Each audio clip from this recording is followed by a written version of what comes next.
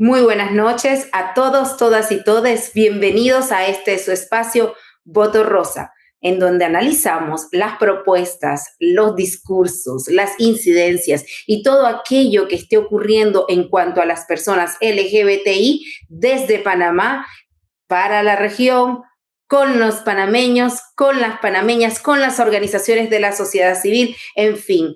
Esta noche estamos muy emocionados y emocionadas porque tenemos a una personalidad que nos encanta, un amigo y colega desde nuestro hermano país, Costa Rica. Él es Rodrigo Campos. Pero antes de iniciar, quisiéramos hablarles acerca de quiénes son las organizaciones que hacen posible su espacio Voto Rosa. Ellas son la Organización de Hombres y Mujeres Nuevos de Panamá, la Asociación Panameña de Personas Trans, la Asociación Nuevos Horizontes, Salva el Grillo, Funda Género, Wiwudungalu, Movimiento Panamá Inclusivo, la Red de Mujeres Positivas y nuestro querido Eduardo Paz en los controles junto a Kevin Aguilar, también a nuestro querido Ricardo Beteta. Muchísimas gracias por todo lo que hacen para que Voto Rosa llegue a ustedes. Pero nada, sin más, querido Rodrigo, ¿cómo has estado? Cuéntanos. Hola, muy buenas noches, Marlene, a toda la gente linda de Panamá que nos da el espacio y el privilegio para poder compartir con todas y todos ustedes. Para mí es un gusto, de verdad, estar vinculado nuevamente. En el pasado tuvimos una vinculación un poco más próxima, pero bueno, las corrientes geopolíticas nos llevan a diferentes lugares, ¿verdad?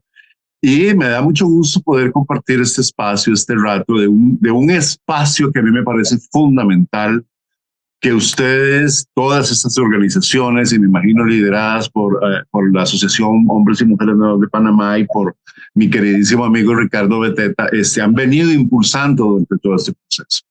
Yo quiero decirles que sí he seguido algunos de los programas que ustedes han hecho y créanme que me parece estupendo que la voz de las diversidades sexuales y de las disidencias sexuales panameñas tomen la palabra y no sean solamente espectadores, espectadoras de un proceso tan importante como las elecciones, en un contexto y en una coyuntura donde efectivamente las cosas no están fáciles para nadie.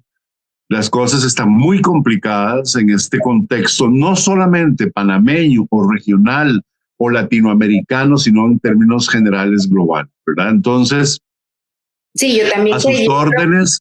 Yo creo que ya era hora que tomáramos este espacio y que conversáramos, porque las organizaciones y las disidencias sexuales panameñas, como lo mencionas tú, teníamos esta carencia en la que no estábamos incidiendo en los procesos políticos como las elecciones. Y creo que este ha sido un momento crucial e histórico. Sí, cabal. Es justamente eso. Es decir, es que hay una, para empezar a hablar un poquito, bueno, yo no tengo la suficiente información por razones obvias, ¿no? Yo no estuve en Panamá durante todo el proceso de elección y no creo tener todos los criterios que yo quisiera para poder hacer un análisis de coyuntura más apropiado, pero sí quisiera aportar algunas líneas para la reflexión de las organizaciones panameñas y las personas panameñas. En primer lugar, ¿quiénes son estas personas? Es que no son personas a secas, son personas ciudadanas, en primer lugar. Personas ciudadanas cuya constitución les garantiza un trato igual, equitativo, y les garantiza el cumplimiento de todos sus derechos constitucionales. No obstante, cuando aparece la variable orientación sexual, identidad y expresión de género, pareciera que esos principios no cuentan. Y de plano se excluye de todo proceso a cualquier persona que ose, ¿verdad?, atentar contra la hegemonía de un sistema heteronormativo, plantear que yo tengo una orientación sexual, una identidad de expresión de género diferente a la mayoría. No dejo de ser ciudadano por eso, ni dejo de ser ciudadana por eso. Todo lo contrario, todos los derechos me asisten, en primer lugar. En segundo lugar, en las democracias burguesas occidentales como las nuestras, uno de los elementos fundamentales bajo los cuales uno participa en estos procesos democráticos es justamente en las elecciones. Y a mí me resulta muy interesante algo. Hubo solamente una candidata a este puesto de presidenta cuyo compromiso también se hizo explícito con las diversidades y disidencias sexuales panameñas. Sin embargo, de prever, ¿verdad? No obtuvo una mayoría importante, no obtuvo una cantidad de votos importante como para haber alcanzado la presidencia de la República. Lo cual refleja ya de una vez cuál es el cemento que une, digamos, a esos grupos hegemónicos panameños, ¿verdad? Que tiene que ver precisamente con una sociedad heteronormativa, una sociedad posiblemente machista, una sociedad donde las mujeres les ha costado muchísimo poder ascender en la escala social y cultural, ¿verdad? En una condición de igualdad con los varones. Y eso representa también un reto para las diversidades. ¿Por qué? Porque el contexto que estamos viviendo en el mundo actual es un contexto muy complicado, es un contexto donde pareciera que hay un despertar de ciertas fuerzas políticas que ya nos estamos dando cuenta desde hace un tiempito para acá, por lo menos desde el 2020 o posterior a la pandemia, cómo el mundo empezaba a tomar una trayectoria muy fascista. Es decir, una trayectoria donde las propuestas electorales eran tremendamente reaccionarias, conservadoras, neoliberales. Lo vemos en Argentina, lo vemos en El Salvador, lo vemos en Europa, países como Holanda, por ejemplo, Dinamarca, España, Francia, Italia, que eran países hasta hace muy poco tiempo muy liberales y muy abiertos al otorgar derechos a las diversidades sexuales, de pronto cierran fronteras y cierran toda posibilidad y se desata un odio desmedido en contra de las sexualidades disidentes, entre otros sectores sociales. Vemos lo que pasa, por ejemplo, en otras latitudes y pasa exactamente lo mismo.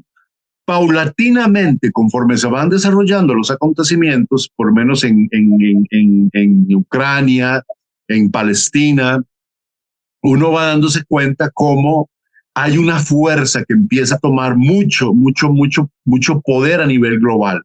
Es decir, para nadie es un secreto y no podemos quedar ausentes de las multitudinarias manifestaciones de millones de personas en todo el mundo.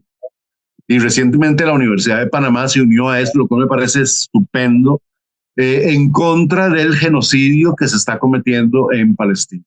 Y eso, ¿por qué es significativo y trascendente? Porque son las generaciones jóvenes, son generaciones de universitarios que se supone que son personas que están ahí estudiando, que conocen la realidad y que en universidades tan prestigiosas como Harvard, Princeton, UCLA y otras universidades famosísimas en Estados Unidos, el MIT, por ejemplo, que son universidades de élite y tradicionalmente conservadoras, rompen con ese discurso y empiezan sus estudiantes a cuestionar el sistema.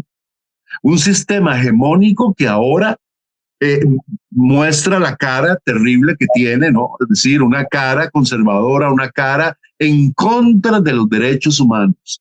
Y eso nos plantea otra beta de análisis. Y es como un rompecabezas que hay que ir armando, porque todas las piezas forman ese rompecabezas que yo espero que el resultado de ese rompecabezas sea una voz de cordura y que no nos lleve a una conflagración nuclear que acabe con la civilización, que crean que estamos a punto. Sí, claro, esperamos que no, pero sí estamos viendo este auge de los jóvenes en contra de los discursos de odio, en contra de la violencia. Exactamente. No solamente del genocidio, sino en contra de todo lo que tiene que ver con la homofobia, transfobia, lesbifobia, bifobia, racismo, exclusión. Es decir, esos discursos de odio que parecieran ser legitimados y que de hecho lo son con estas propuestas políticas. Yo estaba oyendo ahora alguna entrevista que le hicieron al señor presidente electo de Panamá, a José Raúl Mulino y me di cuenta de que fue ministro de gobernación o de policía, alguna cosa. De Relaciones Exteriores. También, y su discurso fue un discurso uh, muy excluyente, muy violento. Entonces uno dice, bueno, qué se puede esperar de esto? Porque pareciera que a los sistemas neoliberales lo único que les importa es el crecimiento económico, el mercado, y cuando los derechos humanos responden a esas inquietudes, entonces son funcionales. Mientras tanto, simplemente no hay derechos para nadie. Y yo creo que en el caso de ustedes en Panamá tienen un recurso a su favor que no entiendo, tal vez en otro momento podríamos hablar de esto, por qué no ha sido elevado a la Corte Interamericana de Derechos Humanos, porque hay una jurisprudencia ya impulsada desde Costa Rica que siguió. Acuérdense que el primer estado que usó este recurso de la opinión consultiva 24/7 fue Ecuador para legalizar el matrimonio entre personas del mismo sexo, aún antes de Costa Rica, el mismo año. Entonces, si los panameños ya tienen varios casos que han elevado a la Corte, a la Corte Constitucional de ustedes, ya es hora de pasar al siguiente estadio, ¿verdad? Porque no va a haber, y pasarán más de 1000 años, muchos más, que con ese tipo de gobiernos y con una cultura tan conservadora como la panameña, donde predomina todavía esa visión religiosa, esos discursos religiosos que justifican el odio, porque me parece mentira que en todo lo que estamos viendo en este genocidio, personas cristianas, evangélicas y católicas sigan apoyando al Estado genocida. Es decir, eso es un desconocimiento total de la Biblia, desconocimiento total de que la Biblia no la escribieron un montón de personas y aquellas montón de personas interesadas en promocionar un tipo de Estado, que era Israel. Ahora, todo eso, ¿por qué lo digo? Porque de pronto vemos cómo hay mayor resistencia. Y aquí hay algo, Marlene, que yo quería comentarles, es que nosotros debemos abandonar la lucha de las disidencias sexuales desde la óptica de la organización LGTBIQ+. Yo creo que ese acrónimo ha traído más problemas que soluciones al asunto. ¿Por qué? Porque ha estado atomizando a los diferentes grupos. De pronto, los gays y las lesbianas no se llevan, los gays y lesbianas no se llevan con los trans no se llevan con nadie, y la gente bisexual, ¿dónde está? ¿Dónde aparece? Los intersex. Por lo menos en Costa Rica esa es la realidad. Yo no quiero generalizar. Las circunstancias y las culturas políticas y de organización en todo Centroamérica son completamente diferentes, me consta, ¿no? Creo que aquí es un poco diferente porque aquí somos bastante unidas y en ese sentido Qué bueno. Nos mantenemos en contacto completamente. Es más, hicimos bastante sinergia para este momento electoral para hacer un trabajo conjunto y que tuviésemos abarcado una serie de estrategias que pudiéramos llevar adelante. Y eso me lleva a mi siguiente pregunta. ¿Cuáles tú crees que son esas estrategias que debemos montar en ese contexto? Porque si bien es cierto, tenemos nuevo presidente, pero también tenemos una nueva legislatura. Ahí estamos con nuevos diputados y diputadas que son más jóvenes y que tienen una visión menos reaccionaria. Cuéntanos, ¿qué te parece a ti? Bueno, yo desde una posición evidentemente mediada, abierta a todos los cuestionamientos, ¿verdad? Porque yo no estoy allí y no conozco los detalles de todo el asunto, pero desde la experiencia de Costa Rica y conociendo la experiencia centroamericana, como todo aquello que estuvimos tratando de organizar, ¿verdad? Del ISCA y todo esto. Yo me atrevo a decir, y sobre todo recapacitando en la experiencia de mi país, yo me atrevo a decir que después de que aquí se legalizó el matrimonio entre personas del mismo sexo, las organizaciones desaparecieron. Completamente desaparecieron. Como si el matrimonio fuera la única causa importante para seguir luchando, y no es así.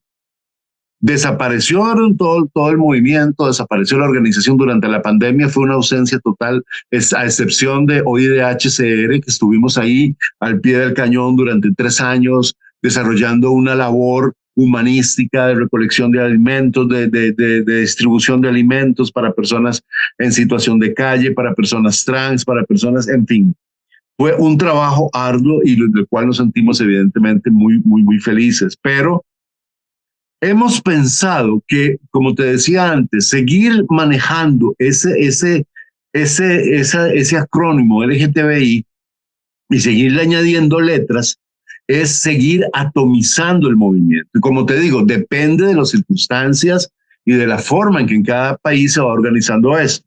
La experiencia nacional y otras experiencias que se dan en Europa es que se está, y en Estados Unidos estamos trabajando un poco más desde la interseccionalidad. ¿Qué quiero decir con esto?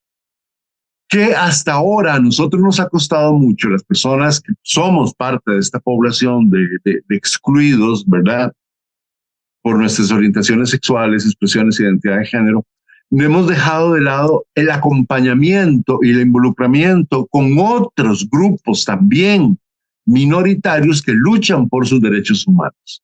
Me estoy refiriendo a personas con discapacidad, personas adultas mayores, evidentemente el movimiento mujeres, el movimiento de pueblos originarios, el movimiento de personas migrantes, etcétera, ¿verdad? Es decir, hay un gran conglomerado. Los sindicatos, por ejemplo, las organizaciones populares, organizaciones sociales tradicionales, ¿verdad? Que deberíamos estar presentes allí con una idea de generar un gran movimiento social que presione desde múltiples ángulos para poner en evidencia que no solamente existe una forma de discriminación y de exclusión, sino múltiples formas de discriminación y exclusión que atraviesan nuestro cuerpo. ¿Por qué? Porque, Maylin, vos sos una mujer, sos lesbiana, sos profesional, sos una persona posiblemente con discapacidad, bueno, no lo sos, te sobran un montón de capacidades, pero bueno, eventualmente, igual. Entonces, no solamente, esto permitiría enfrentar esos discursos monolíticos de las derechas, de los grupos conservadores, que creen que los derechos humanos solo le pertenecen a las personas sexualmente diversas, y eso no es así. Es que el derecho al trabajo, a la salud, a la educación, a la vivienda y a la vida son derechos fundamentales para cualquier tipo de persona, independientemente de otras condiciones. Entonces, si nosotros no nos adherimos con convicción a estos grupos, ¿cómo les vamos a pedir a estos grupos que nos apoyen a nosotros en nuestras luchas? Entonces, muy buena esa pregunta, claro. Es importante que nos veamos tal cual somos, en nuestras interseccionalidades, como dices tú. Pero son cuestiones que vamos a ir madurando como pueblo. Yo creo que las sociedades también maduran, y en este caso nosotros como Panamá nos toca madurar en ese sentido y vernos menos atomizados, como dices tú, y más conglomerados, y buscar esos puntos de conexión comunes en los derechos, o más bien por la igualdad ante la ley que deberíamos estar exigiendo conjuntamente. Ya en momentos se ha dado, ahora que hubo el caso de la minería, que teníamos un problema enfrente grave, nos unimos independientemente de si había personas, sindicatos, personas de sociedad civil, amas de casa, o sea, todo el mundo estuvo allí peleando los derechos en contra de la minería en Panamá. Entonces, eso es una muestra de que podemos hacer esas y otras actividades que nos permitan hacer trabajos conjuntos para llevar adelante. Pero allí hay cierto aspecto que es entender qué es esa interseccionalidad que nos abraza, y también cómo las personas LGBTIQ+, somos parte de esa interseccionalidad, y que no dejamos de ser negras, que no dejamos de ser personas con discapacidad, adultas mayores o personas del campo, indígenas, afrodescendientes, qué sé yo, tantas interseccionalidades que nos pueden atravesar nuestras corporalidades,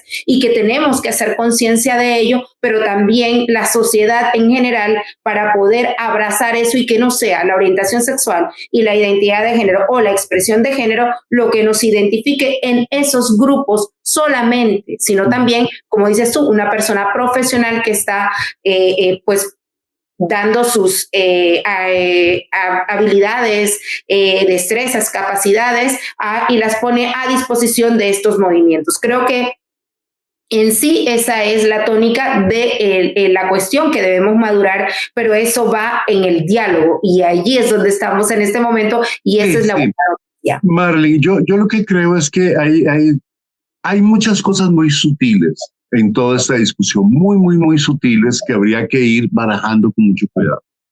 Es el problema, en primer lugar, el problema de la identidad. Una de las grandes transformaciones que sufre el pensamiento político en la posmodernidad, no sé si todavía hay una discusión por ahí si estamos viviendo la posmodernidad en América Latina o no, o si alguna vez hubo una modernidad siquiera, pero en la teoría política y en buena teoría, digamos, el problema de la identidad se convirtió en un problema muy serio, porque las identidades precisamente lo que llevan es a eso, a aislar, a corporativizar las luchas sociales que son luchas históricas.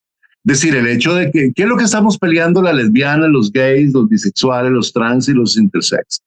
No solamente el reconocimiento de la condición de orientación sexual, ¿no? Y expresión de género. Es que estamos peleando que se nos reconozcan nuestros derechos como a cualquier otra persona. Que si en la sociedad existe el derecho a que yo tenga una pareja y a formar una familia, a mí se me asegure. El derecho a tener un empleo sin que me discriminen por eso.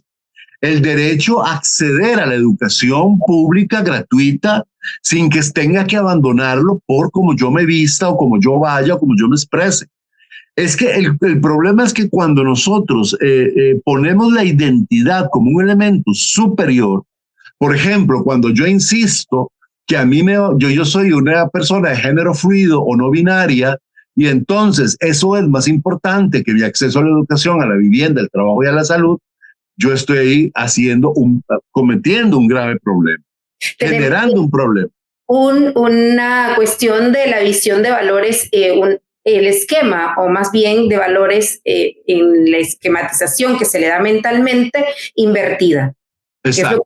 Porque además la gente, a ver, nosotros no podemos llegar e imponer a la sociedad, al resto de la sociedad, una condición que nosotros consideramos es mía particular, que es la identidad. Todos nosotros tenemos, quieran o no, una identidad. Pero es más importante la lucha en función de la equidad, la igualdad, la justicia, que el reconocimiento de esa identidad, porque finalmente que yo salga a la calle con una falda o sin falda es un asunto mío. Que yo me pinte las canas, no, o que use el cabello largo, eso es un asunto que puede ser una moda, que puede ser, es como en este tiempo, y me parece interesante, en este tiempo pareciera que todos los hombres hemos tomado conciencia de que podemos usar una falda. Sí, entonces, es bastante claro, pero a veces no, es por esa razón están viviendo violencia, exclusión y marginación. Precisamente porque además los discursos de odio que se montaron en la sociedad se hacen con base en el género y en los patrones de género que se reconocen o que el poder reconoce que tienen que ser. Es decir, las mujeres tienen que vestir de rosado, de faldas, los hombres de azul, de celeste y pantalones. ¿Quién te dijo eso? Si históricamente durante miles de años fuimos los hombres los que vestimos con falda, fuimos los hombres los que inventamos las pelucas, el maquillaje, los aretes, la plataforma, el tacón alto, son invenciones masculinas. Revisen la historia. Lo que pasa es que de pronto esos roles que me determinan, entonces de pronto yo no puedo sentir afecto con reconocer mi vulnerabilidad como hombre, ¿verdad? Porque entonces soy un marica, no. O la mujer que va y juega fútbol y es, no, porque es una machona. No, es decir, esas cosas deben ir cambiando, pero hay que hacerlo con prudencia, porque no le podés atosigar a la sociedad transformaciones tan... Mira, si existen en Europa suficientes muestras de homofobia, lesbifobia y transfobia y violencia que han asesinado personas. Por eso imagínate en nuestros países donde apenas estamos caminando en esto. Entonces, ¿qué es lo más importante aquí? La identidad o la lucha por garantizar los derechos, por garantizar que esas exclusiones de las que yo soy víctima puedan irse resolviendo de la mejor manera para la colectividad. Cuestionando paralelamente todas esas formas, ¿verdad? De segregación, de atomización, porque el sistema lo que aplica en esto es divide y vencerás. Entonces, de pronto tenés un montón de grupos desunidos, que no forman un frente común, que no tienen una agenda común de lucha, por cosas que son vitales, fundamentales para la vida humana. Una cosa importante aquí, las luchas en el presente no pueden ser sino interseccionales, feministas y ecológicas. ¿Por qué? Porque hay una realidad, es decir, hay un cambio climático que muchos que están negando, pero yo lo estoy viendo, las tremendas inundaciones, los tremendos incendios, es increíble. La lucha constante de las mujeres, por lo menos en mi país, la violencia que experimentan las mujeres es sin parangones en la historia de este país. ¿Verdad? Y posiblemente, no sé cómo anda la cosa en Panamá, pero posiblemente, o espero que no. Sí, la violencia que viven las mujeres y las personas de orientaciones sexuales e identidades de género diversas a nivel de la región centroamericana es parecida. Vivimos una violencia estructural, vivimos violencia en muchos aspectos de nuestras vidas que impide que tengamos ese acceso a los derechos en igualdad de condiciones que las demás personas. Sin embargo, ahorita que estabas hablando, recordé el libro de El Calibán y la Bruja, no sé si lo leíste. No. De Silvia Federici, que es un libro muy importante que creo que... Lo voy a apuntar. Que habla acerca del género y toda la cuestión de la teoría feminista y la crítica social que se hace a la estructura, la acumulación originaria del capitalismo y la resistencia de las mujeres en este contexto feudal y de cuando se dio la colonización de América, todo eso, y me recordaba porque es un libro que es muy importante para entender por qué se dieron las cuestiones como se dieron y por qué llegamos a este punto de la historia. Y cómo el cuerpo que habitamos, que queremos, que lo usamos a nuestro antojo y queremos proyectarlo de la manera como lo queremos, seamos mujeres, seamos hombres, desde todas las concepciones de ser hombre y de ser mujer que existen.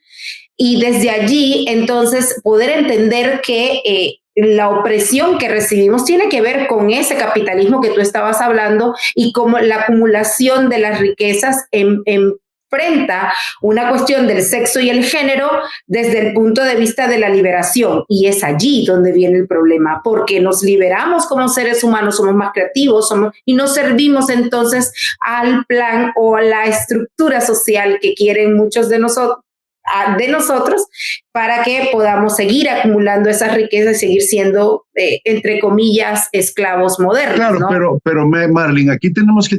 Yo coincido contigo perfectamente en lo que estás diciendo. Eso tiene que ver con una categoría que nosotros hemos excluido del análisis político, que es la clase social.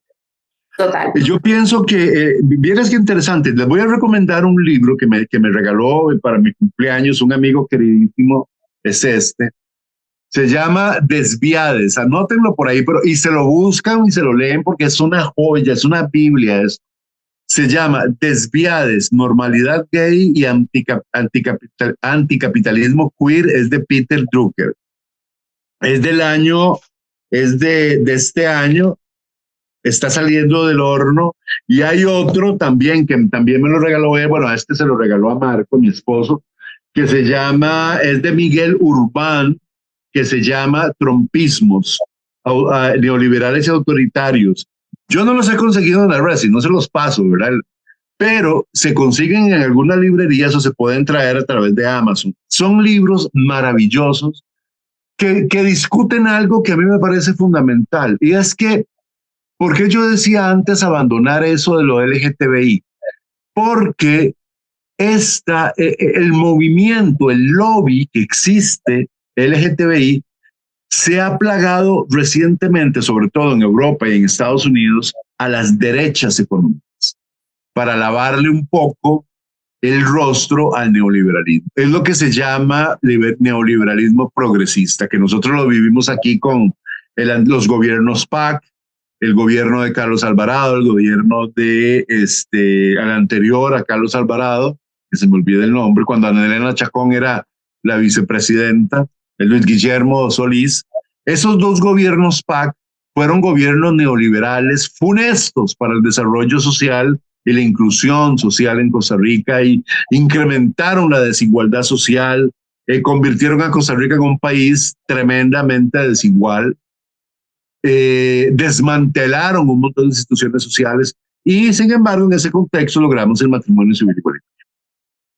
Lo mismo pasó en Chile con el gobierno de Piñera, un gobierno tremendamente neoliberal como ese, e igual los chilenos conquistaron el matrimonio civil igualitario. Entonces, ojo aquí por donde va el asunto, ¿no?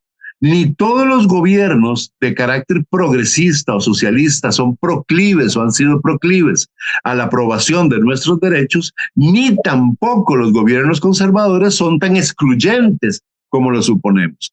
¿Dónde está? Es decir, se supondría que un gobierno como el de Nicaragua, por ejemplo, el matrimonio civil igualitario y todos los derechos de la diversidad sexual fueran reconocidos, y ahí lo que se reconoce es palo a diestra y siniestra. Represión total contra todas las organizaciones sociales, civiles y más de la diversidad sexual, que todos están regados por todo el mundo, y aquí hay un montón en Costa Rica, ¿no? En Honduras, por ejemplo, con la nueva presidenta que es socialista y que dice así, y promover no sé qué, la inclusión en esto, lo mismo. Grupos, los derechos de las diversidades sexuales están anulados por completo. Ni qué decir en El Salvador, ni qué decir en Panamá, ni qué decir en Guatemala, con todo y que tuvimos un diputado, Aldo, nuestro queridísimo Aldo, que estuvo allá y toda la cosa, y es un caos total. Entonces, ¿por qué? Porque estos grupos de progresismo neoliberal se basan precisamente en reivindicar aquellos elementos que no implican transformaciones estructurales, sino legales. Usted, cambiando el código de familia, atribuye derechos a las diversidades sexuales. Cambiando un par de artículos de la Constitución, promueve ese tipo de derechos. Pero cuando usted le tocan la fibra capitalista del sistema, el sistema de impuestos, por ejemplo, la política pública para una mayoría, la apertura de la educación pública y gratuita con calidad, entonces el seguro social, por ejemplo, que es una discusión muy importante. Entonces, todo eso junto implican reformas estructurales, y como nosotros ahí no nos metemos, entonces no somos un peligro para el sistema. Atención. Entonces, claro que nosotros nos distanciamos de los grupos sociales que luchan desde la condición de clase para impulsar esos cambios estructurales. Y ahí es donde está el error.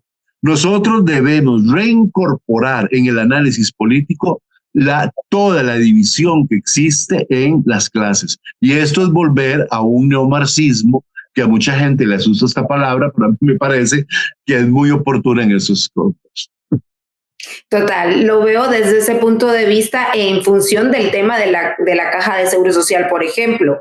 Por ahí dijeron que de aprobarse el matrimonio igualitario era un peligro para la caja de seguro social porque era una cantidad de derechos. Entonces había que sostener la exclusión, la marginación y la desigualdad para poder seguir sosteniendo la caja de seguro social. O sea que la caja de seguro social en este momento se mantiene porque yo no tengo mis derechos igualitarios como con mi pareja. Entonces, es una cuestión bien profunda lo que nos estás planteando en la noche de hoy, y muchísimas gracias, Rodrigo, porque hablar contigo siempre a mí me encanta, ya sabes, tenemos que hacernos más estos momentos de tener estas conversaciones y profundizar muchísimo más. Cuando tú quieras, mi querida Marilyn. Claro, gracias, Rodrigo, muchísimas gracias, porque es importante que sepamos por qué hablamos de madurez cómo esa madurez llega a consolidarse, porque nos atraviesan muchísimas preguntas y cuestiones que se están dando en el contexto social y político de nuestros países de la región, que nos hacen ver que nos falta un montón de temas que abordar y que no tenemos que seguir siendo tan excluyentes y verlos desde un punto de vista más igualitario, que es allí donde nos queremos ubicar, que es sobre los mismos derechos con los mismos nombres, ¿no? Que tengamos los mismos derechos en igualdad de condiciones. Si los demás tienen derecho a educarse, porque el hecho de que yo sea una persona trans, por ejemplo, me impide llegar a tener esa educación gratuita o esa salud de calidad igual que el resto, porque tiene que ser un motivo de exclusión o de marginación el hecho que yo sea una mujer lesbiana. Total, entonces... No, Marley, vieras que yo me siento, con esta conversación que hemos tenido y con lo que yo he venido viendo del movimiento, a mí me alegra de sobremanera que ustedes en Panamá estén creciendo tanto, estén madurando tanto, estén caminando tanto, se estén abriendo perspectivas diferentes de análisis. A mí me parece que uno aprende muchísimo de las experiencias de los compañeros y compañeras de otras organizaciones, de otros países, de otros procesos, porque vas incorporando cosas. Nunca una estrategia que se establece en un país va a ser la misma ni puede funcionar igual en otro país. Son condiciones totalmente diferentes. Podemos tomar el concepto, podemos tomar un poco la idea, pero hacerla nuestra. Es decir, esto es de Panamá para Panamá y por los panameños y panameñas. Y bueno, ¿qué te voy a decir? Yo encantadísimo, siempre igual. Vos sabes que yo, cuando se trata de colaborar con estas cosas, más bien nos falta tiempo porque yo hablo eso por los codos. Y pasaría horas y horas hablando, pero entiendo el tiempo y entiendo las agendas y mira, cuando quieran, con muchísimo gusto, yo estoy aquí para colaborar, ya sea de forma presencial, virtual, como ustedes quieran. Es que como lo mencionas, hay diferentes lecciones que se pueden extraer de todas esas vivencias de nuestros países hermanos, como por ejemplo Argentina, como Brasil. Sí. Porque el hecho de que nosotros tengamos una ley antirracismo prácticamente en toda parte del mundo, eso no quita que el racismo no siga existiendo. No hay país más racista que Estados Unidos, por ejemplo, en este momento. Y es donde inicia todo este movimiento en contra del racismo, para que podamos vivir de una manera menos denigrante, ¿no? Menos excluyente. Pero lo mismo ocurre con nosotros y nosotras, las personas LGBTIQ+, que aunque tengamos y coincido contigo con el hecho de el dinero rosa y todo este movimiento que le lava la cara a los gobiernos, pero son avances que se van conquistando y considero que es mejor tenerlos a no tenerlos. Porque, por ejemplo, nosotros nos tenemos aquí y a pesar de ello, somos un pueblo noble. Yo considero que Panamá es un pueblo noble que sigue avanzando, que sigue evolucionando y que hay muchísimo que tenemos que aprender a construir desde nuestra identidad diversa. Porque si algo que nos identifica a los panameños y panameñas es esa identidad de diversidad y de siempre de puertas abiertas y de corazón abierto. Entonces, desde allí es donde nosotros apelamos a seguir construyendo Panamá, porque con nuestras identidades también se construye la nación. Por supuesto, son parte de la nación. Es decir, la nación no es solamente la nación en todo caso es una invención, ¿verdad? Pero esa nación, la panameña, que en algún momento el discurso oficial lo determinó como solo personas mestizas, etcétera, pues no. Da la casualidad de que son personas blancas, mestizas, migrantes, LGTBI, con personas con discapacidad, afrodescendientes. La nacionalidad en realidad es un espacio donde conviven múltiples identidades y hay que encontrar el común, eso que nos hace nación. ¿Qué es? El espíritu panameño. Ustedes son un rollo donde quiera que vayan y eso se les reconoce como el elemento fundamental de la identidad digamos cultural panameña. Es decir, es eso que generaron juntos, precisamente eso que yo digo, son un rollo, es la sumatoria perfecta de todos los aportes de todos los panameños y panameños. y lograron ese caldo común en las que todos ustedes se cuecen constante y permanentemente. Pero entonces, ¿por qué dejar una parte de esas personas o de esas identidades afuera? No tiene sentido. Porque nos vamos construyendo y deconstruyendo en el proceso y todavía como pueblo, como Panamá en sí, tenemos muchas cosas que construir en función de la educación, por ejemplo. No solamente para las personas LGBT, sino una mejor educación para todos los panameños y panameñas, menos discriminatoria, porque creo que la discriminación en Panamá es estructural no solamente para las personas LGBTI, sino es una cuestión de clase para los pueblos originarios, para los negros y negras de este país. O sea, somos un país que dentro de toda esa nobleza y ese cariño que tenemos de puertas abiertas, también esconde una cara en la que nuestros propios connacionales, a veces por el tema de clase o porque no tiene la misma capacidad económica que yo de ir a una escuela privada o de no, esas cuestiones que nos tienen ahorita mismo con un 70% aproximadamente de escuelas aún que se encuentran como escuelas ranchos y multigrados, que no quiere decir por eso que tengan una peor educación. A veces tienen una educación muy envidiable en comparación con la violencia que puedes vivirse en otros contextos de colegios, pero sí tienen menos acceso a las TIC, por ejemplo, y desde allí vemos que hay una discriminación y desde allí vemos que hay una exclusión y una marginación que impide acceder a esos espacios de conocimiento que en la educación son tan necesarios, en la educación del siglo XXI son tan necesarios. Entonces, hay mucho que construir en Panamá, pero tenemos que hacerlo desde el punto de vista de la igualdad y del respeto a las identidades, pero a todas las identidades y a todas las creencias. Y además de eso, un constante debate, en un constante y permanente debate. Es decir, yo los invito y las invito a que este espacio no lo pierdan. Foméntenlo. Sea que sea un observatorio de lo que va a ser este señor presidente electo en toda su trayectoria. Mantengan el espacio, manténganlo, ya no solamente como voto rosa, sino los resultados del voto rosa. ¿Verdad? Entonces, de manera que, bueno, ¿quiénes van a ser las personas que van a participar en los diferentes ministerios o secretarías del Estado? ¿Quiénes van a ser las personas que van a estar en la Asamblea Legislativa o como ustedes lo llamen? ¿Quiénes son las personas que van a estar en el Poder Judicial, en el Poder Ejecutivo? ¿Cuáles son sus trayectorias? ¿Cuáles son sus compromisos?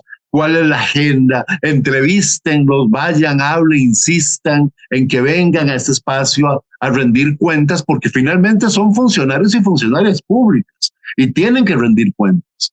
Y a mí me parece que eso es interesante. Las municipalidades, yo no sé cómo organizan ustedes el sistema local de elecciones y lo demás, es muy importante. Nosotros aquí acabamos de pasar un proceso electoral municipal.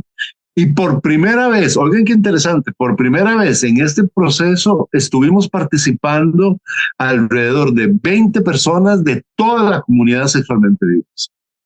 De manera, bueno, yo fui candidato a alcalde por Moravia, no ganamos, pero bueno, aprendimos la lección, ¿verdad? Aprendimos la lección y fue muy interesante todo lo que pasó. Después te cuento qué fue lo que pasó. Después hicimos muy buen papel, la verdad que sí, fue, lo que pasa es que también yo pertenezco a un partido que no es muy bien querido en este país, ¿no? Por las posiciones que tiene, que son más de izquierda, Frente Amplio. Y además lo han satanizado terriblemente al punto de que son los mejores diputados que tenemos en la Asamblea Legislativa y todo el mundo piensa que son un montón de vagabundos que no van a hacer nada. Bueno, en fin. Hubo un compañero, un hombre trans que en este momento es vicealcalde de la Municipalidad de Moravia. Hubo compañeras lesbianas, compañeras trans, compañeros trans, etcétera. Entonces fue muy interesante visibilizar a esa población y decir y hablar abiertamente, ¿verdad? Porque no creas, todavía en Costa Rica, con todo y todo, seguimos siendo tremendamente excluyentes, conservadores y homofóbicos. Y como te digo, es importante algo. Un país como este, imagínate las cosas por las que hay que luchar y por lo cual los grupos de las diversidades sexuales deberían luchar. En un país como el nuestro, que no tiene ejército, en un país que apela al derecho internacional para la resolución de los conflictos, en un país donde los derechos humanos se hablan a diestra y siniestra. No se enseña derechos humanos en escuelas y colegios. Vos que hablabas de educación. ¿Qué tipo de educación? No es que tengamos acceso a la educación o que tengamos acceso a las TICs o que tengamos una computadora ahí. No, es el programa de estudio. ¿Qué nos enseñan a nosotros ahí? ¿Verdad? ¿Qué nos enseñan? Es increíble ver a una gran cantidad de gente que tiene unas opiniones que desconoce por completo cómo funciona el sistema político de este país, cómo funciona la economía en este país, las instituciones, cuáles son sus derechos. Mira, si no te enseñan eso en la escuela y en el colegio, ¿dónde lo vas a aprender? Y creo que eso es algo por lo que podríamos abogar todos y todas. Que por tengamos supuesto, derechos humanos en la educación primaria. Por supuesto. ¿Y quiénes son las voces llamadas a hacer este pronunciamiento? Nosotros, nosotras, nosotres, que estamos sufriendo precisamente porque nadie nos enseñó nada de esto, porque no hubo quien tomara el tiempo para mostrar que hay una constitución que dice en una parte de los primeros artículos que soy digno porque soy una persona y soy ser humano y que soy igual ante la ley. Qué bueno. Si nadie me dice eso y todo el mundo me está diciendo es que usted no, es que usted es un pecador, usted es un demoniado, pues yo me lo voy a creer, niño, pero la Constitución es otra cosa. Así mismo se han hecho con las mujeres, ¿no? Que somos mujeres, tenemos derechos, que somos una cosa, y siempre nos van recalcando los roles femeninos como que tiene que... Mamá, esposa, sumisa. Sí, y con el área de cuidados de la familia, y que eso es nuestro único lugar donde nos podemos desempeñar, cuando eso es completamente falso. Entonces, deconstruirnos como naciones implica muchísimas cosas, implica educar desde las infancias en los derechos humanos, que los derechos humanos es tratar a todas las personas como seres humanos, y que desde ese punto de vista le corresponde todos los derechos en igualdad de condiciones. Y creo que me encanta lo que me dices, y me gusta mucho la noticia que me das de que hay todas estas personas de la diversidad sexual que se lanzaron a cargos públicos en Costa Rica. Vemos cómo va madurando y nos llevan muchísima cancha desde hace mucho tiempo. Igual aquí, pero... si bien vemos que candidatos y candidatas son LGBT, no reivindican su orientación sexual, pero ahí desde ese punto de vista vemos cómo iniciamos nuestro programa del día de hoy. ¿Hay necesidad de reivindicarlo? ¿Tenemos que hacerlo en todos los espacios o no? ¿O simplemente... Sí, yo creo que sí. Sí, visibilizarse, sobre todo cuando vives en un país que te invisibiliza, es fundamental. Digamos, visibilizar quién soy yo en mi integridad, y no solamente porque alguien tenga que saber, yo te llevo una etiqueta, no, es que yo soy una persona homosexual y no soy un corrupto, no soy un vicioso, no soy pedófilo, soy profesional, puedo compartir con usted muchas cosas, puedo ayudarle muchas cosas, etcétera, etcétera. Pero, ¿qué es la visión que tienen las personas de nosotros? Los monstruos, los satanistas o los satánicos y los espíritus inmundos encarnados. No, por favor, somos personas comunes y silvestres. Lloramos, cantamos, reímos, nos embriagamos, tenemos sexo, cocinamos, nos enfadamos, sudamos, lo que usted quiera, vamos al baño, lo que sea. No hay nada que nos difiera al otro. No hay nada diferente. No hay nada, mira, necesitamos reír, vacilar, gozar, bailar. Somos muy alegres. Y pagamos impuestos. Y pagamos impuestos, pagamos la luz, pagamos el teléfono, elegimos a las personas que nos gobiernan, vamos en un autobús o en el carro, pagamos todo lo que todo lo que los demás hacen, lo hacemos.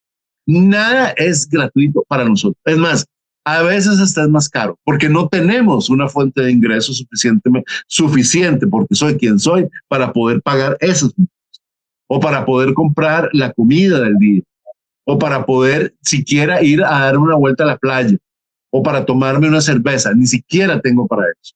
Y no es justo. No es justo ni es de recibo que en nuestros países haya personas que tengan que venderse y que tengan que meterse en cosas horribles para poder subsistir. No lo acepto ni lo apruebo, digan lo que digan. No es posible. Países que se llaman cristianos que permitan que niños, personas adultas, jóvenes tengan que comer comida de los basureros, eso no es permitido. No se puede permitir, May. Tenemos no que es posible. Por país, tanto en Costa Rica como en Panamá. Y tenemos que seguir luchando por esa igualdad y por esas mejores oportunidades de educación, de salud y de trabajo, que son las más básicas para cualquiera, como dices tú. Entonces no podemos no podemos bajar la guardia, y qué pena lo que me cuentas de las organizaciones de Costa Rica, porque son un referente internacional de importante que logran a través de una opinión consultiva estos avances, y si bien como dices nosotros o nosotras y nosotros tenemos que ponernos de acuerdo en las vías en que nosotros estamos llevando todas estas cuestiones, las demandas de matrimonio igualitario se encuentran en este momento en la Comisión Interamericana de Derechos Humanos en espera de comunicarse a la Corte todo lo que tiene que ver con los procesos, y bueno, ya tendremos un programa con las personas adecuadas que nos puedan hablar acerca de cómo va todo esto del matrimonio igualitario de Panamá en la Comisión Interamericana de Derechos Humanos, y cuando eso llegue a Panamá nos va a dar la oportunidad de coordinar y dialogar con todo. Por eso es que Voto Rosa no puede desaparecer. Y es allí donde estamos incidiendo, porque vamos a tener un trabajo que hacer conjuntamente con todas esas personalidades que fueron elegidas para los cargos de elección popular y que también están instituidas por ellas en los cargos que van a ser beligerantes al momento de que esa normativa tiene que ser modificada para poder cumplir con lo que venga desde la Comisión Interamericana y desde la Corte Interamericana de Derechos Humanos. Entonces es muy importante la coyuntura, como dices tú, que vivimos, y es histórico lo que estamos viviendo, porque por primera vez en la vida en Panamá hubo un plan de gobierno de una candidata a puesto a presidencia que sí contempló los derechos LGBT, y eso es histórico y hay que celebrarlo. Es un avance, aunque no hayamos tenido, aunque no haya ganado, es un avance, y también es un avance que el actual presidente electo diga que el hecho de que él no esté de acuerdo con la palabra matrimonio como matrimonio igualitario no quiere decir que las personas LGBT no tengan el derecho de casarse, que se pueden casar con quien quiera, y esa es su opinión. Y bueno, desde ese punto de vista habría que dialogar y ver cómo vamos a llegar a un entendimiento acerca de cuáles son los derechos, los mismos derechos con los mismos nombres, y por qué hay que ver la manera en que Panamá va a proyectar los derechos LGBT o los derechos de la diversidad sexual al mundo, porque ese es el camino que nos toca ahora recorrer, y es el que estamos empezando a transitar en este momento con esta nueva elección en Panamá. Pero creo que yo auguro un futuro muy prominente, que nos dé la oportunidad de alcanzar grandes avances como lo han hecho los países, pero ahí no termina la lucha, como dices tú. Pero ya para finalizar. Más bien, Marilyn, más bien hay una tendencia al retroceso, ¿no? Porque las organizaciones quieren, viste lo que pasa en Argentina, por ejemplo, con la llegada de este señor Milei, que es un completo desastre para ese país y para las organizaciones. Uno de los países donde el peso de las organizaciones de la diversidad sexual es tan grande, tan enorme, y sin embargo se ha atrevido, ¿verdad?, a echar atrás una serie de reformas que sean lo que se habían venido logrando, y eso, bueno, ha hecho que la gente se tire a la calle a protestar. En Estados Unidos mismo, ¿qué más, verdad? Es decir, hay una serie de medidas restrictivas, y pareciera que la tendencia en el mundo es esa, es a ir en contra de las conquistas alcanzadas. Por ejemplo, en Madrid, España, la gobernadora de esta ciudad echó para atrás un montón de cosas, incluida la ley trans, que era una ley de las más importantes que estaban en Europa. Y entonces uno dice, bueno, ¿y ahora qué va a pasar aquí? Si eso sucede en América Latina, bueno, es un desastre.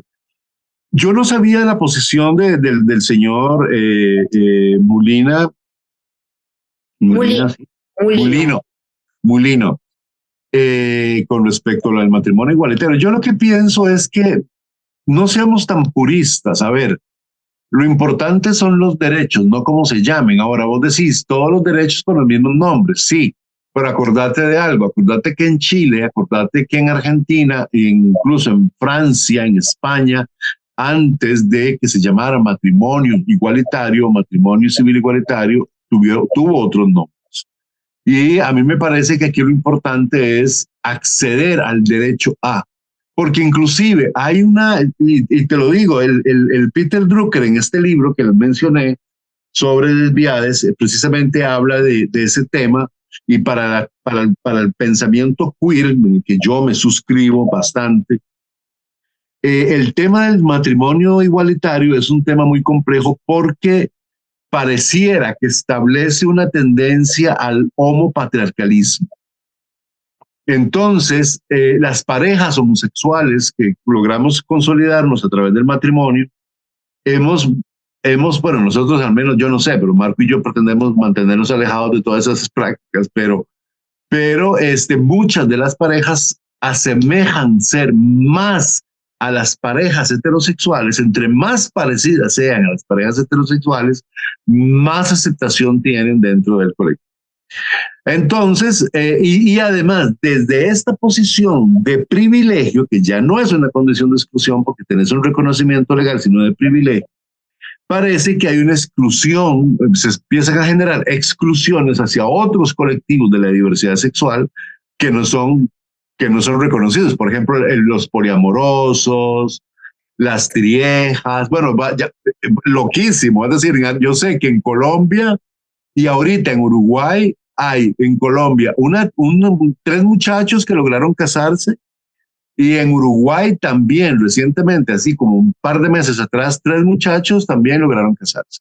Es decir, esa figura del matrimonio tal cual se entiende en el discurso, digamos, heteronormativo, ya prácticamente no existe con esos 2 casos, porque ya vemos que se puede matrimoniar 3, 4, 5 y 6, es decir, una orquesta sinfónica matrimonial. Sí, es más, el matrimonio mismo es una estructura patriarcal que totalmente, pero sirve, pero lo que se está reivindicando, Maylin, lo que se está reivindicando como una gran transformación resulta que terminó siendo un gran retroceso. Entonces, ¿cómo es? Entonces, no se preocupen tanto por el término. Aquí lo importante es que les aseguren que ustedes van a tener los mismos derechos que las personas que se casan con la bendición papal, ¿verdad? Entonces, sí. El asunto es que de por sí ese matrimonio no es legítimo, porque el matrimonio legítimo es un matrimonio legal, inclusive sí, bíblicamente hablando. Entonces, el asunto es conversar precisamente sobre esto y mantener estos vínculos de comunicación. Te juro que es muy rico porque nos renuevan las energías. Es decir, no estamos solos. Para nosotros en nuestra organización ha sido muy difícil después de tantos años de lucha y de movilizaciones y cosas, y prácticamente estamos solos, ¿verdad? Es decir, no hay nada, no hay discusiones, no hay debate, no hay nada de esto. Es decir, todo el movimiento se desarticuló, se fue, nada. Aquí estamos, mi querido Rodrigo. Seguimos desde las otras latitudes, desde las otras áreas, otros países. Estamos bueno, asesor político ideológico. Acepto el puesto. Nos encanta la idea. A mí siempre me ha gustado conversar contigo, Rodrigo, porque... Ay, a mí también, la verdad que sí. Cuando yo me encontraba en un evento de mujeres hace algunos años, antes de pandemia, yo muy feliz porque estaba con aquello del matrimonio igualitario. No, que estamos en Panamá con esto del matrimonio igualitario, y me salta una compañera feminista, me dice, pero esa hegemonía patriarcal que quieren agarrar los gays, y ahora que estamos no, me saltó, y entendí que para muchas mujeres el tema del matrimonio es una cuestión que hay que abolir, igual que hay que abolir la prostitución, y hay muchos, depende, de izquierda o de derecha se habla de trabajo sexual o no se habla de trabajo sexual, sino de prostitución. Entonces hay matrimonio y hay que abolir, pero el hecho es tener la oportunidad. Considero que se llame como se llame, es tener la oportunidad de poder ejercer y tener esos derechos garantizados que me permiten a mí desenvolverme y desarrollarme con dignidad. Y en igualdad. Lo que estás diciendo nada más se llama ciudadana, ser una ciudadana de primera. Ser una ciudadana, es decir, no es ser una LGTBI con derechos, no, es ser ciudadana. Ahí la condición identitaria tuya, cualquiera que sea la letra que te represente, queda sin sentido, porque Marlene González es una ciudadana panameña de primera que goza con todos los derechos constitucionales aceptados. A mí no me interesa qué pasa después. Yo lo que sé es que yo veo una mujer ciudadana panameña que tiene una cédula de identidad, un DNI, tiene un pasaporte y eso le confiere derechos. A mí no me importa si es negra, azul, celeste, rosada, gorda, flaca, como sea. Es la condición de ciudadanía. Por eso te decía antes, hay que anteponer la ciudadanía a la identidad. La identidad es algo muchísimo más vasto, claro, pero vos como abogada, en el derecho constitucional, en el derecho en general, se basa precisamente en el reconocimiento de tu condición ciudadana cuando sos un sujeto de derechos. Y la garantía de no discriminación. Exactamente, porque si tenés derechos no podés ser discriminado. Y si te discriminan, podés apelar a eso, pero sin una condición de identidad nada más, además negada históricamente, ¿qué voy a apelar yo? Lo primero es que me den el derecho a apelar. Invisibilizada también, porque aquí, por ejemplo... Es lo que quiero decir. Sí, es totalmente. Rodrigo, ha sido riquísimo tenerte esta noche con nosotros, nosotras. Ay, a mí participar, volver a verte, mira, me encantaría darte un abrazo ahí enorme, gigante, recíbelo. Te mando. Sabes que siempre hubo mucha química entre nosotros desde que nos conocimos. Desde el primer momento. Y nos damos estos agarrones siempre. Sí. Yo no le tengo miedo a los agarrones. Ni yo tampoco. Eso solidifica las amistades. Totalmente. Y siempre nos vamos colaborando. Siempre nos hemos colaborado en eso. Eso es lo importante. Y eso las perspectivas que tenemos del mundo y de cómo se está construyendo el espacio en el que nosotros habitamos, porque ahorita mismo es el presente en el que nosotros nos construimos y deconstruimos constantemente, y vamos adhiriendo a nuestras perspectivas un montón de cosas que a veces no profundizamos en ella, pero que debemos hacerlo y saber hacia dónde, por qué oponernos o por qué ceder en un momento dado ante un tema como el hecho de la palabra matrimonio. Sí van a estar todos los derechos garantizados o reconocidos desde la Constitución hasta de las más mínimos de los leyes o normativas que existen en Panamá. Pero bueno, te dejo para que te puedas despedir de nuestra audiencia de la noche de hoy, y con la promesa de poder volver a tenerte aquí y que nos digas que sí otra vez.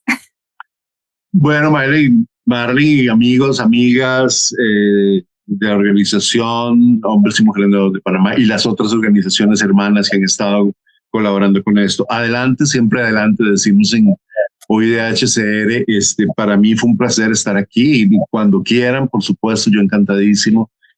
Y sí, dejo una consigna más: que viva Palestina libre.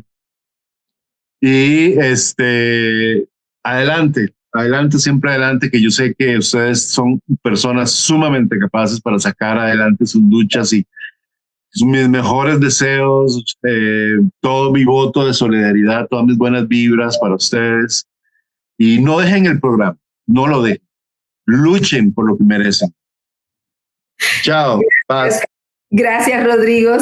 Besos y muchísimas gracias. Estuvimos esta noche con Rodrigo Campos desde Costa Rica. Ha sido un honor estar con ustedes y nos vemos la próxima semana en otro Voto Rosa. Chao, chao.